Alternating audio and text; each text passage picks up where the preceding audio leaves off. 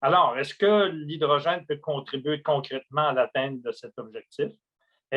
Comment la nouvelle stratégie du Québec va-t-elle contribuer à cette fameuse transition énergétique? Quelles sont les ambitions de la zone Bécancour-Trois-Rivières?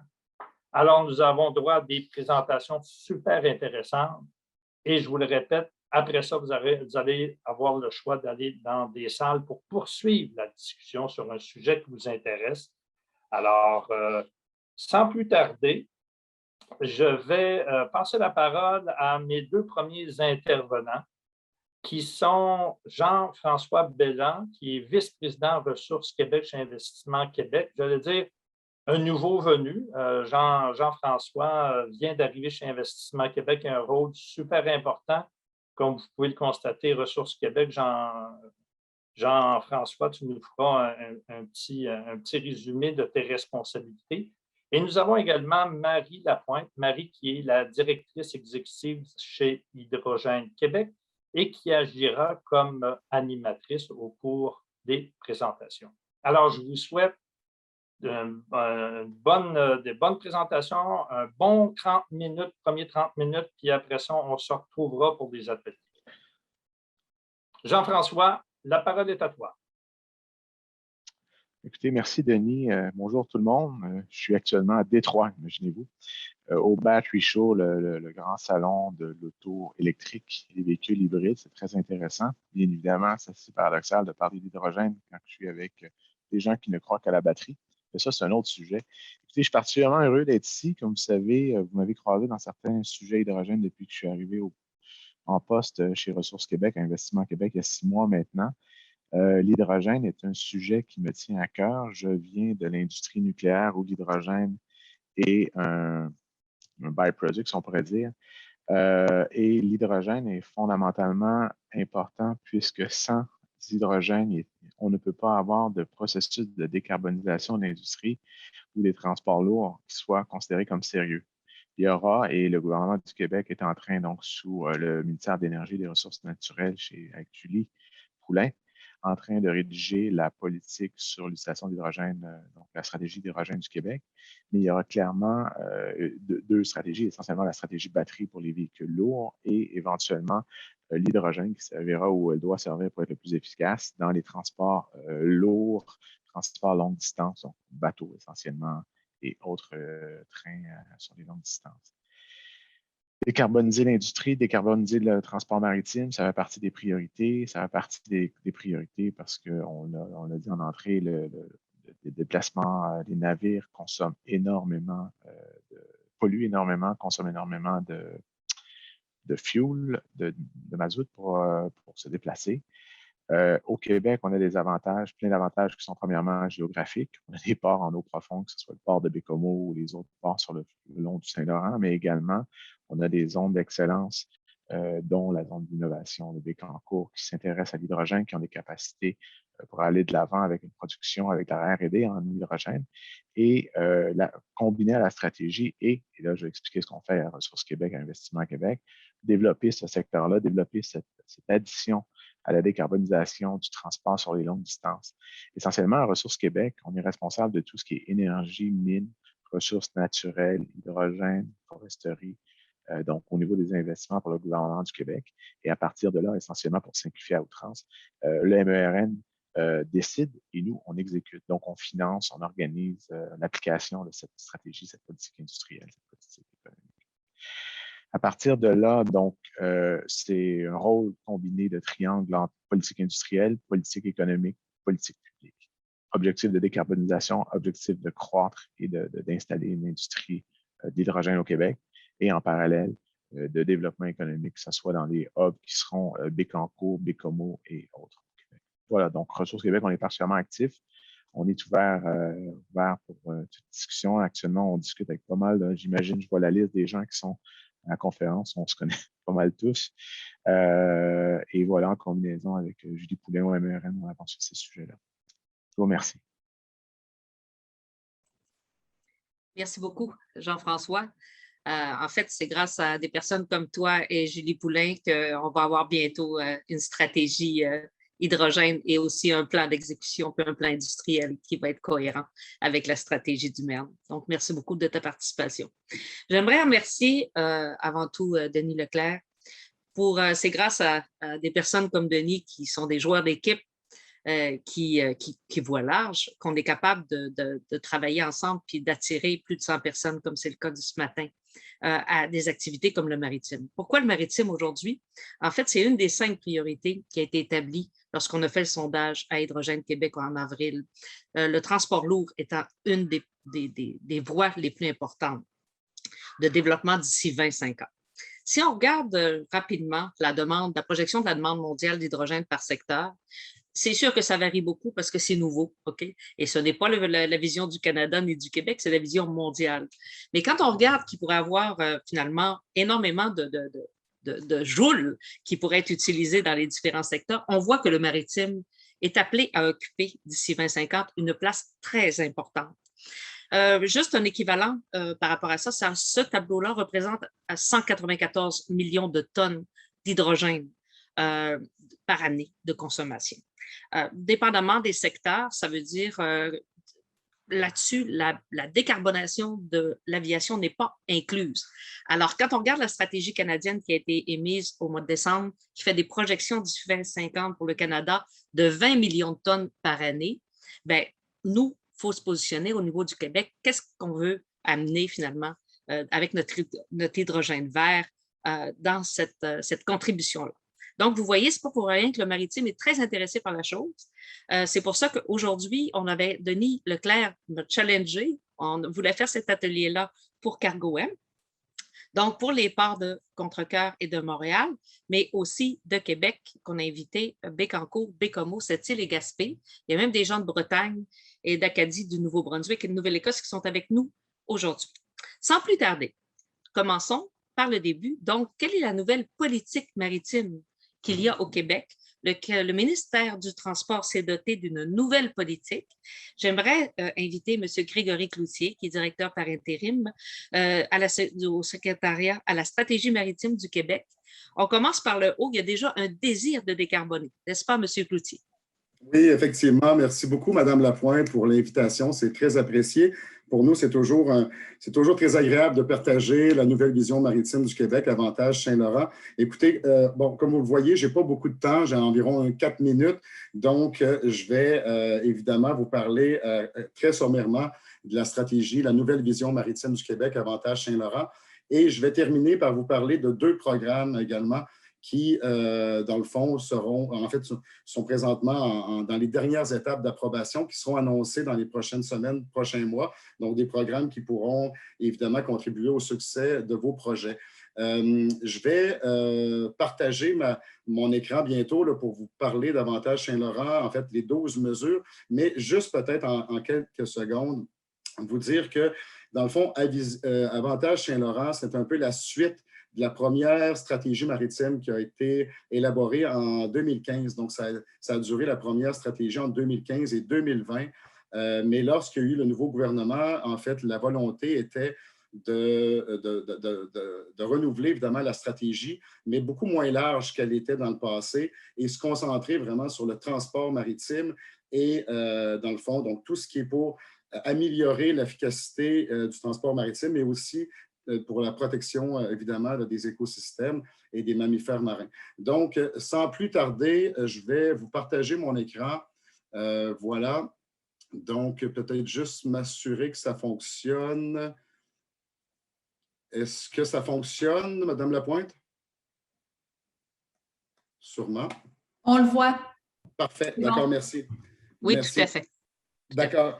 Alors, en fait, dans le fond, Avantage Saint-Laurent, c'est quoi? Bien, c'est 3 grandes orientations, en fait. La première, c'est doter le Saint-Laurent d'infrastructures portuaires modernes et compétitives.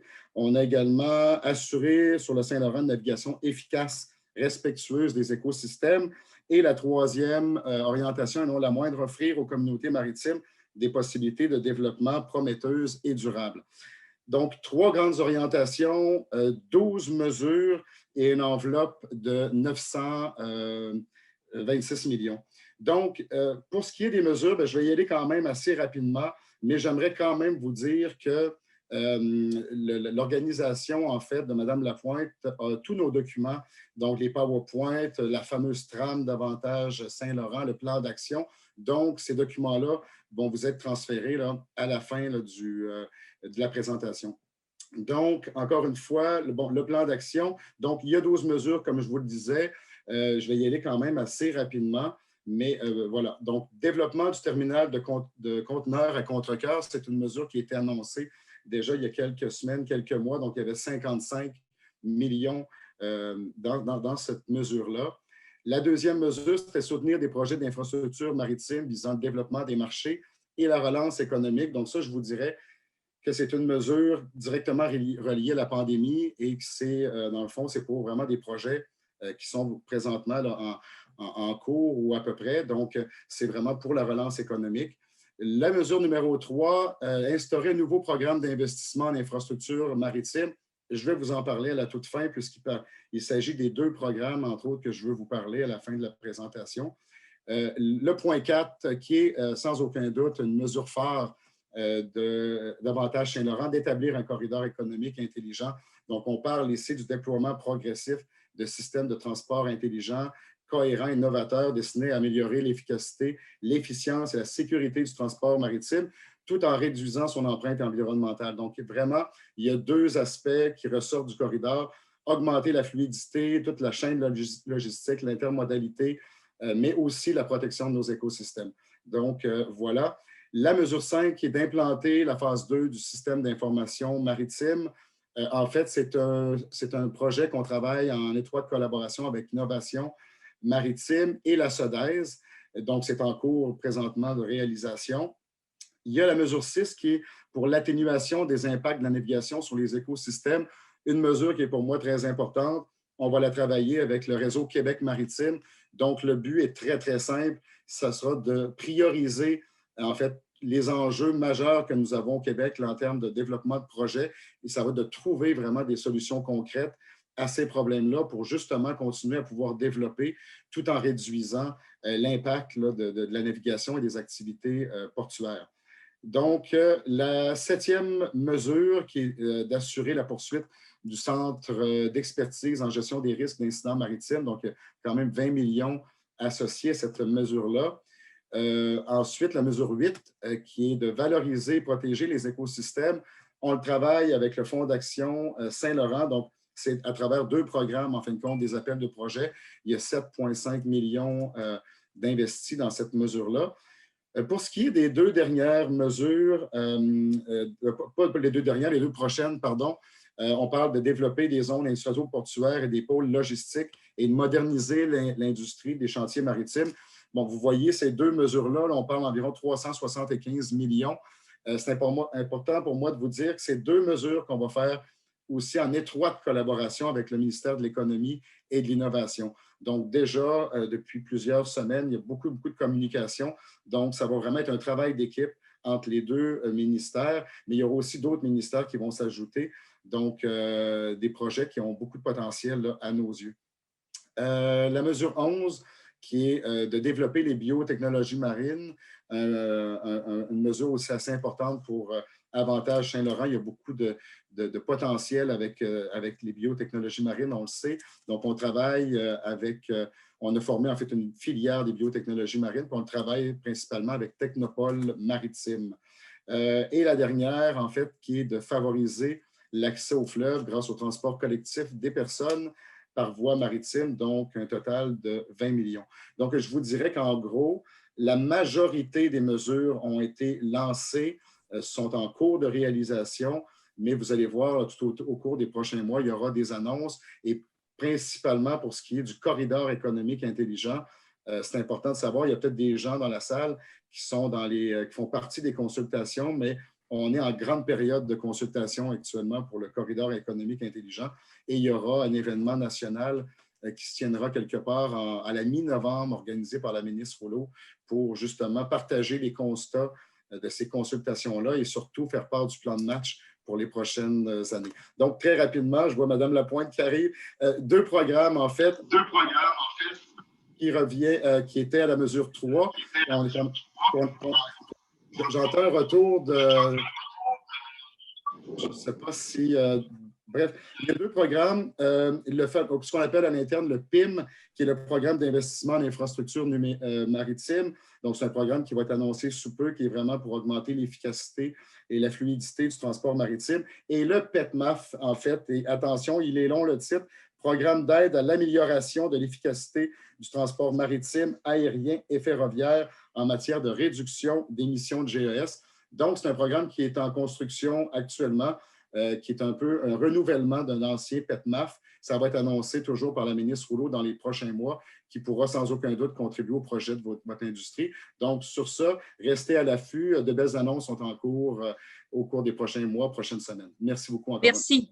Merci beaucoup, M. Cloutier. Donc, on voit que finalement, l'excellence puis l'amélioration, la décarbonation, ça commence par un plan, ça commence par une vision. On a parlé de la vision du MERN, on a parlé de la vision industrielle du EQ. On vient de parler du désir et de la vision du ministère des Transports pour décarboner le secteur maritime. Un des exemples et un des meilleurs exemples au monde, merci à Clara Lamy Saint-Pierre qui nous a aidé à trouver Mme Monica Swanson. Un des exemples d'excellence qu'il y a présentement au monde, c'est le port de Rotterdam. Il y en a qui ont une vision depuis longtemps, il y en a qui sont précurseurs et on vous présente aujourd'hui un benchmark qui est avec Mme Monica Swanson, qui est programme manager pour les corridors hydrogène au port de Rotterdam et aussi elle est responsable des nouvelles business et portfolio à l'international. So we are delighted to receive you today, Mrs. Swanson. The presentation would be in English. However, during the question period, it will be possible to translate. So please go on, Madame Swanson. This is to you. OK. Enchantée de faire votre connaissance. You have to apologize, or you have to excuse me for not doing this presentation entirely in French. I simply haven't used my French for a long time. So, but I'm happy to be here and thank you for having invited me. Before I head off, I also have to say that in the Netherlands, I think most people are quite jealous of Canada. Apart from your country having many more trees, you also have managed to have a very good system of renewable energy to provide your electricity from with all the water power you have. I'm just going to walk you through our line of thinking, and I'm really curious to hear your questions afterwards as well. This is the world's current oil and gas trade. Of course, you are also part of that. So are we. The price of oil and gas is largely determined in Europe, at least, in Rotterdam, because the trade happens in Rotterdam. So we are an energy hub for oil and gas. But that's all going to change. And I heard, or I saw on one of Mr. Cloutier's slide, the phrase, il faut établir un corridor économique intelligent. And this is, I think, what we have to do entre des pays, entre des ports. So between countries and between ports. And we, as a fairly large port, feel a strong responsibility to help develop this market, because there's a lot of insecurity in a new economic model and a new economic system, a new energy mix, new energy systems. And we as a port are right bang in the middle of that, because in our port industrial zone, which is quite extensive, it stretches about 45 kilometers. You can see all the pink areas here. They are chemical and refinery plants, and a large part of our port is then taken up by industrial activity, which emits CO2. It's the so-called hard-to-abate sector, and it needs to change.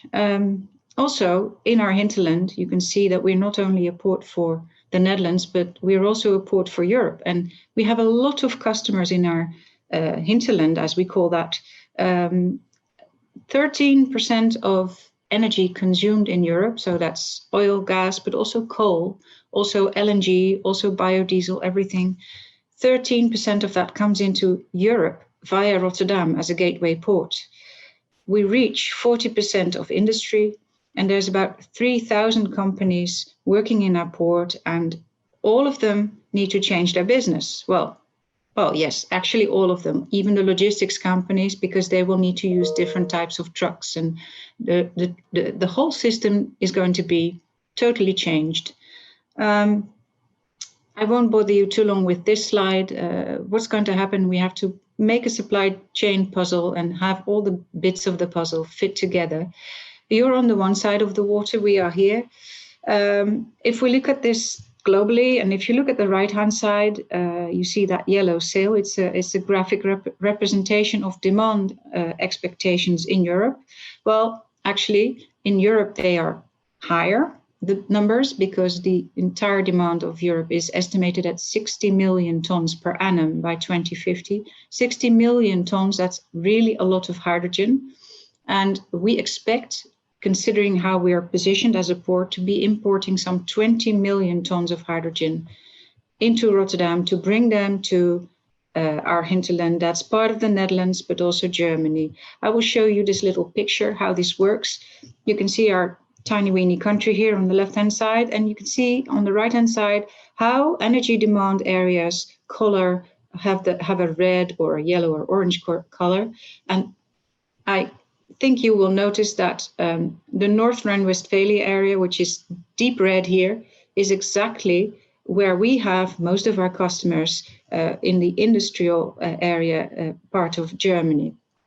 So we currently distribute energy into that area, and the whole orange area is our hinterland for energy. So you have to imagine this is quite a challenge for us. We've been working on the green transition since about 2010, and working on developing a hydrogen strategy and concrete plans for that since 2016 or even earlier. But and this is what it looks like in a very simple form. You can see a white pipeline running across our port. That's a hydrogen pipeline, which will be connecting with all the industrial companies, so the chemical companies, the refineries, to provide them with green hydrogen. Where do we get that green hydrogen? Well, partly we're going to have a new electrolyzer cluster here on the left-hand side in the corner, which will take its electricity from large wind parks on the North Sea. And we do that, when I say we, this is actually our port community. So it's companies like Shell, BP, Nouryon, Air Liquide, but also Uniper, who are setting up all kinds of new industrial activities, namely producing green hydrogen from electricity and water. And they're doing that in that corner. We're also looking at CO2 capturing, so CCS, where we capture CO2 emitted, or well, actually not emitted because we capture it and bring it into this pipeline system and store it underneath the North Sea. This white pipeline here is going to connect to the Dutch national gas system in future. It's also going to have its own direct connection into North Rhine-Westphalia, Germany, and it's going to connect into the southern parts where we are also always distributing many forms and shapes of energy and other goods. If we look at our own production, maybe by 2030, and this is already considerable, we will be producing some 2.5 gigawatt worth of green hydrogen. But if you think back to that picture with the yellow sail, we need to be importing 20 million tons by 2050 and the big increase in demand will start in 2030. So we now have a couple of years left to realize all this. So we're working very hard. You have to imagine, you can almost hear it from the way I speak. I'm starting to speak faster, just thinking about all the work we're doing. You see this ship lying here? This is where we are looking to get about 18 million tons of those 20 million tons we need in the future.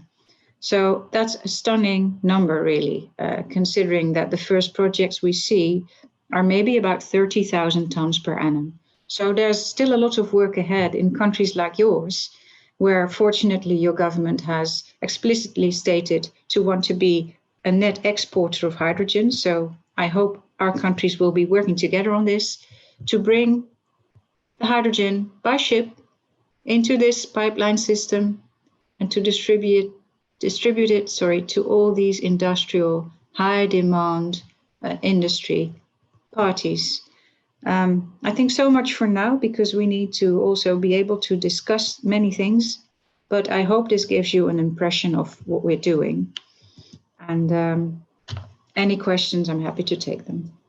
Thank you so much, Monica, for this presentation. This is really an ambitious project for Germany and for the rest of Europe. Thank you so much. So as we discussed, the questions that you can have in the chat, you will have the opportunity to ask the questions at the end. Vous allez avoir l'occasion de poser vos questions. Sans plus tarder, on regarde, ça va prendre probablement pour le Maritime et pour le Québec, peut-être des milliers de mégawatts dans le futur.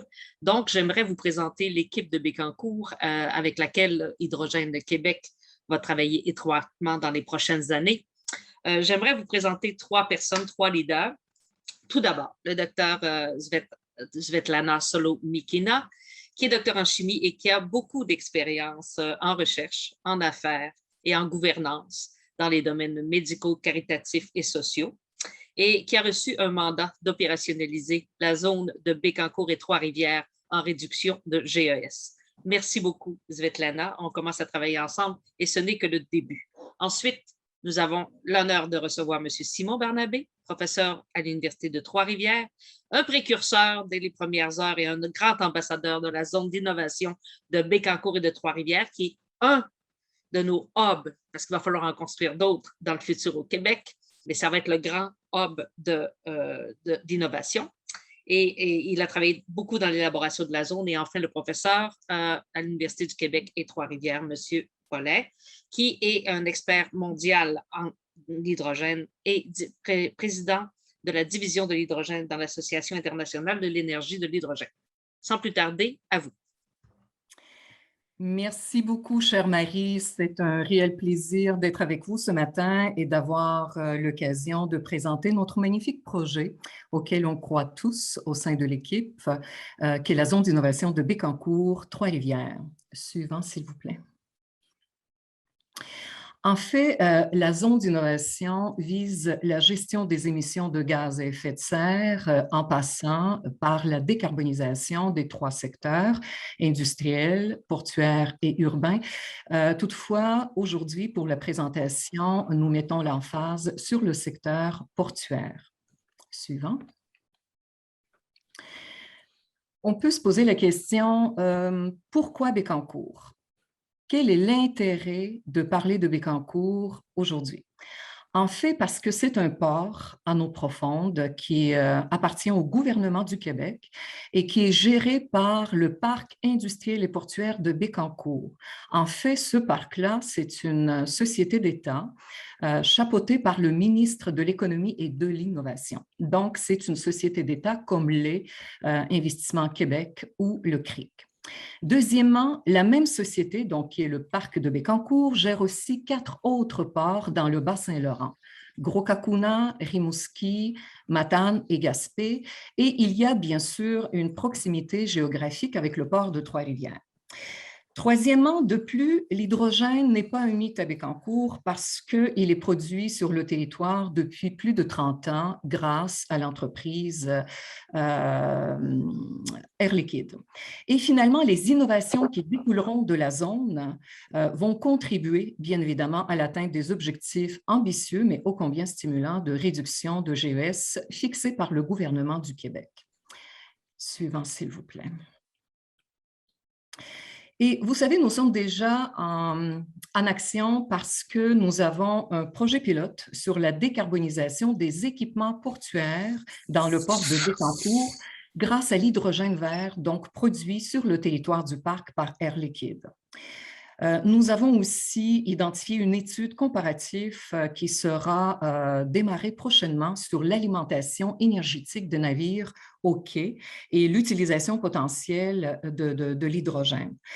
Et finalement, on est en train de démarrer un projet majeur sur la production d'ammoniac vert et mes collègues vont vous en parler un petit peu plus en détail tout à l'heure. Mais nous bénéficions aussi, et ce qui n'est pas banal, des leçons apprises des ports de Marseille, Valence et bien sûr de Rotterdam qu'on rencontre prochainement. Donc, je laisse maintenant sans plus tarder la parole à mes chers collègues Simon Barnabé et Bruno Paulet qui ont bâti la programmation technologique de la zone. En fait, Bruno, comme disait Marie tout à l'heure, c'est un expert reconnu mondialement dans le domaine de l'hydrogène et j'ai vraiment la chance d'avoir ces deux grands scientifiques pour mettre en place notre zone d'innovation en gestion de GES. Ils ont une vision globale pour le Québec en matière d'hydrogène et qui intègre la notion de Gigafactory, dont on va vous parler pour la première fois. Bruno, Simon, la parole est à vous. Merci. Merci beaucoup, Svetlana. Ayant travaillé près de 20 ans sur l'hydrogène dans plusieurs pays dans le monde, je suis vraiment ravi de collaborer dans le cadre de la zone d'innovation à Bécancour. Alors, comme vous le savez tous, et comme l'a indiqué Svetlana, l'hydrogène fait l'objet d'une attention exponentielle croissante partout dans le monde. Plus de 25 pays dans le monde, représentant 75% du PIB mondial, ont récemment adopté une stratégie sur l'hydrogène. Cette transition vers l'hydrogène vert pourrait mener grosso modo à 11 000 milliards de dollars d'opportunités d'investissement dans les infrastructures d'ici 2050. Dans cet écosystème hydrogène, le Québec a tous les atouts pour devenir un leader mondial pour la production d'hydrogène vert. Alors, à titre d'indication, la demande d'hydrogène dans le monde a été estimée, encore une fois de plus, grosso modo à 500 millions de tonnes par an. Le Québec doit en produire au moins entre 30 000 tonnes par an et 500 000 tonnes par an d'ici 2050 pour être compétitif, ce qui correspond à 10 et 200 projets d'électrolyse à Bécancour. Il faut donc penser big. Il faut penser grandes usines de production d'hydrogène vert et d'autres produits à valeur ajoutée importants pour l'industrie, comme par exemple les carburants renouvelables, l'ammoniac vert, le méthanol vert, l'éther diméthylique vert et l'engrais vert. Ces produits pourraient être exportés dans d'autres régions du monde grâce aux 4 ports dont vous a parlé Svetlana. Je suis donc très fier de vous présenter pour la première fois au Québec le concept de Gigafactories pour la grande production en masse d'électrolyseurs, depuis la combustible par exemple, et de conversion de biomasse en hydrogène au Québec, des genres de projets que j'ai déjà contribué en Europe. À titre d'indication, une Gigafactory produisant 1000 MW, donc c'est-à-dire 1 GW d'électrolyseurs par an, dédiée pour l'industrie, pourrait mener à une production de 150 000 tonnes d'hydrogène vert par année, ce qui correspond grosso modo à 50 projets d'électrolyse à Bécancour. Pour conclure, le Québec a vraiment tous les atouts pour réussir à implémenter cette vision et notre équipe de feu, comme on l'appelle, fera tout pour que ça marche au Québec et ailleurs en collaboration avec nos partenaires. Je voudrais maintenant céder la parole à mes collègues. Merci. Merci beaucoup, Bruno. Vous savez, si le projet de zone d'innovation accorde de l'importance aux ports, c'est parce que l'intégration des technologies d'hydrogène connaît beaucoup de succès dans les ports à travers le monde. Partout où il y a une effervescence autour de l'hydrogène, vous avez de nombreux projets portuaires. Pour la zone d'innovation, on veut vraiment saisir ce momentum pour intégrer des technologies d'hydrogène dans les opérations quotidiennes des ports de Bécancour et de Trois-Rivières. On veut d'abord que les entreprises des ports aient le réflexe de penser à acquérir des équipements à l'hydrogène quand ils prévoient acheter de nouveaux équipements roulants. Là, en ce moment, au port de Bécancour, on essaie aussi de faire l'acquisition d'un chariot de manutention de container, un Rich Staker, qui serait alimenté à l'hydrogène, comme dans le port de Valence en Espagne. On s'en inspire beaucoup. Puis, on explore avec Air Liquide une stratégie de ravitaillement à l'hydrogène au port. Vous savez, dans les ports à hydrogène à travers le monde, on trouve souvent des projets de stockage et de distribution d'hydrogène avec l'ammoniac. On travaille fort à avoir un projet majeur d'ammoniac vert dans la zone. Bon, la zone d'innovation, on est quand même une zone qui porte sur la gestion des GES. On veut s'attaquer, entre autres, à la situation actuelle des branchements des navires au quai, qui nous apparaît comme une façon rapide de décarboniser les activités portuaires. Vous savez, il y a plusieurs tonnes de diesel qui sont brûlées chaque jour par tous les navires pour produire l'électricité nécessaire à leur fonctionnement. On pourrait électrifier bien des choses, mais on pense aussi à utiliser l'hydrogène. Chaque port du Québec doit vraiment réfléchir sur des situations d'hydrogène, l'intégration des technologies d'hydrogène. Nos ports sont capables d'occuper une place importante dans le réseau de ports hydrogène qui se développe à travers le monde. En ce moment, Bécancour et Trois-Rivières sont bien positionnés pour le développement de la filière hydrogène en zone portuaire avec 2 ports de taille intermédiaire, un en face de l'autre, mais surtout avec une forte volonté locale de créer un hub sur l'hydrogène vert avec diverses productions et utilisations locales de l'hydrogène dans l'industrie lourde, le milieu urbain et bien entendu dans nos zones portuaires. Et si d'autres ports au Québec se lancent sérieusement dans l'aventure, On peut maintenant arrimer notre stratégie maritime à celle de l'hydrogène qui s'en vient. On peut vraiment se doter ensemble d'une vision, celle de faire de notre fleuve Saint-Laurent la voie maritime de l'hydrogène du Canada. Avec Hydrogène Québec, mes collègues Svetlana, Bruno Etienne et plusieurs partenaires de la zone, bâtissons ensemble les chaînes de valeur d'hydrogène vert, utilisons nos zones portuaires pour accélérer l'intégration des technologies de l'hydrogène au Québec, connectons ces zones avec des hubs hydrogène et favorisons dès maintenant l'émergence de Gigafactory sur le territoire. Voilà, merci. Wow, rien de moins. Merci beaucoup, Rien de M. moins. Barnabé. Rien de moins. Merci beaucoup, M. Barnabé, pour cette excellente présentation. On voit la valeur de la zone d'innovation de Bécancour-Trois-Rivières en GES. Donc, on n'est pas en compétition avec les batteries, hein? Pas du tout. C'est parce qu'on doit trouver les bonnes énergies aux bons endroits, qui sont les plus efficaces. Et sans plus tarder, je vous présente H-Tech. H-Tech est un des membres fondateurs d'Hydrogène Québec en janvier 2020 et son représentant directeur général pour l'Est du Canada, qui est M. Pierre Gauthier, qui est un coach finalement et que je vous encourage de contacter pour toute la science qu'il a. Il a travaillé plus de 35 ans pour Air Liquide. Alors, sans plus tarder, vous allez voir des exemples concrets maintenant avec Pierre Gauthier. Merci beaucoup, Marie. Alors, j'espère que vous allez voir ma présentation. Est-ce que tout le monde le voit? Est-ce que vous voyez la slide? Non. Non? Attendez.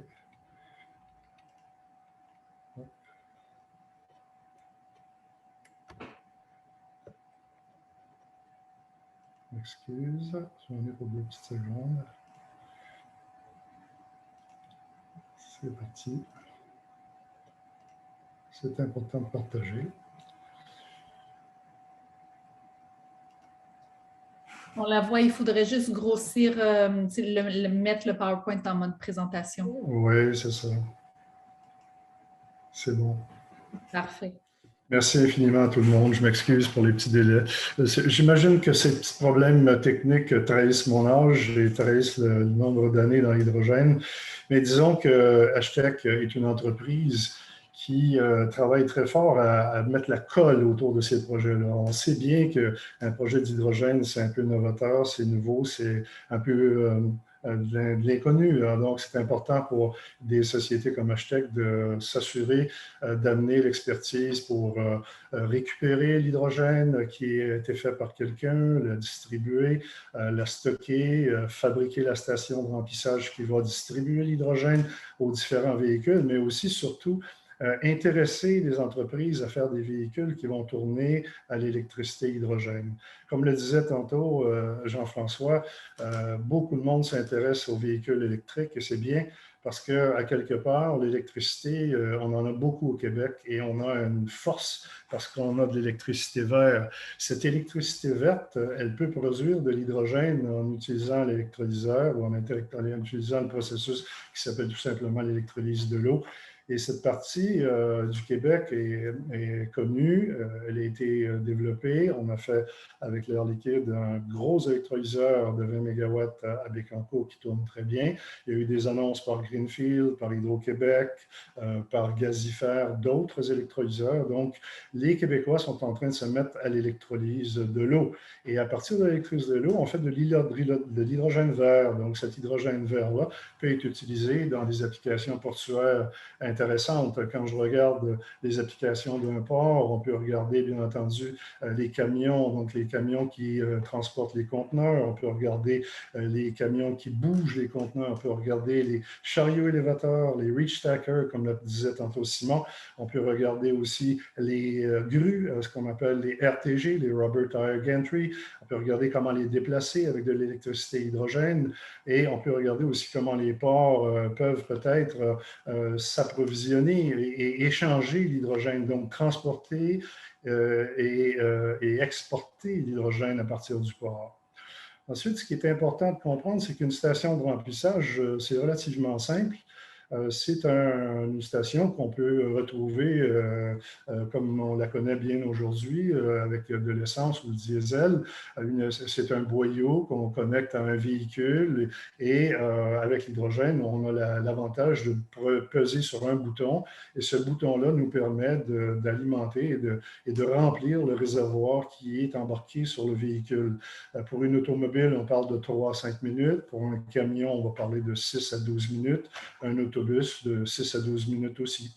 Ces expériences-là ont démarré dans les années 2004-2005, donc ça fait des centaines et des centaines de milliers de remplissages qui sont faits régulièrement tous les jours. Et donc, l'expérience des 20 dernières années et surtout des 15 dernières années a démontré que les remplissages se font très facilement et sans avoir besoin d'une formation hyper complexe en chimie.